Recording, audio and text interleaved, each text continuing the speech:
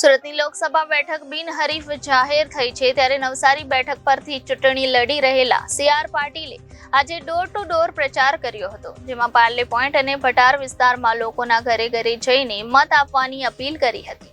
ભાજપ પ્રદેશ અધ્યક્ષ સી.આર. પાટીલે લોકોને સંબોધન કરતા કહ્યું કે હું કોઈની પાસે વોટ માંગવા નથી આવ્યો, પરંતુ તમારી પાસે જે તાકાત છે તેનો પૂરો ઉપયોગ થાય તે માટે આવ્યો છું.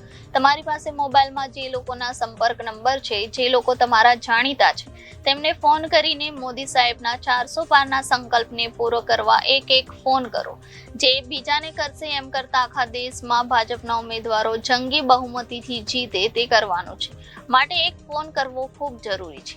પરેશ ધાનાણીએ આપેલા વિવાદિત નિવેદન અંગે ભાજપ પ્રદેશ અધ્યક્ષ સી.આર. પાટીલે જણાવ્યું હતું કે કોંગ્રેસના નેતાઓ દ્વારા બફાટ કરવામાં આવી રહ્યો છે. ગમે તે સમાજ માટે ગમે તેમ નિવેદન કરવા કોંગ્રેસનો સ્વભાવ છે. રાજકીય ઇતિહાસ જાણવામાં કોંગ્રેસને કોઈ રસ નથી. ગુજરાત અને દેશના રાજા મહારાજાઓનો કોંગ્રેસે અભ્યાસ કરવો જોઈએ. ગુજરાતની તમામ 26 બેઠકો પર કોંગ્રેસ હાર ભાળી ગઈ છે, જેના કારણે ગમે તેવા નિવેદનો કરે છે. હલકી કક્ષાની વાત કરવી કોંગ્રેસને શોભતી નથી. કોંગ્રેસ દ્વારા પટેલ અને ક્ષત્રિય સમાજ માટે નિવેદન કરી અપમાન કરાયું છે. આજે રાજાઓનું મહત્વ છે. કોંગ્રેસ આ મામલે સમાજની માફી માંગવી જોઈએ. નમસ્કાર મિત્રો. કોંગ્રેસના નેતાઓના નિવેદનો એને જો શુદ્ધ ગુજરાતીમાં કહીએ તો બફાટ કરવાનું એમનો સ્વભાવ છે.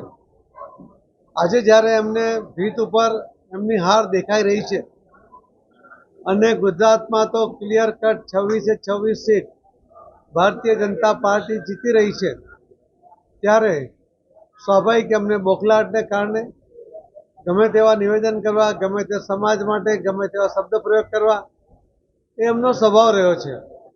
આપણે જોયું હશે કે ક્ષત્રિય સમાજ માટે પણ, રાજા મહારાજાઓ માટે પણ રાહુલ ગાંધી હમણાં 2 દિવસ પહેલા પણ જે કહ્યું કે આ લોકો લૂંટ કરતા હતા, કોઈની પણ જમીન લૂંટી લેતા હતા. એમને કદાચ ઇતિહાસ ખબર નથી. સ્વાભાવિક છે, આખો દેશ જાણે છે કે એમનો રાજકીય ઇતિહાસ જાણવામાં એમને કોઈ રસ પણ નથી અને એટલા જ માટે એમણે આવી વાત કરી છે.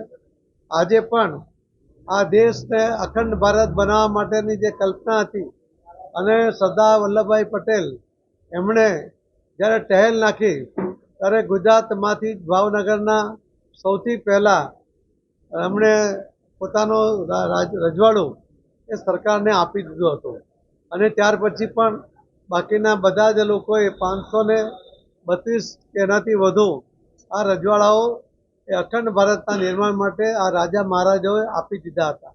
તેનો સ્વભાવ લૂંટનો હોય ક્યારેય આ રીતે સમર્પિત ન થઈ શકે. દેશ માટે સમર્પણની ભાવના એક ક્ષત્રિય સમાજની અંદર પણ જબરજસ્ત છે, પણ કોંગ્રેસને ક્યારેય એની કદર નથી. એમણે આપેલા જે પ્રોમિસ હતા સાલિયાણાના એ પણ એમણે બંધ કર્યા. અન્ય રીતે એમને ખૂબ મોટો અન્યાય એ કરતા આવ્યા છે. એમને કદાચ ગુજરાતના રાજા મહારાજા કે દેશના એમનો પણ એમણે અભ્યાસ કરવો જોઈએ.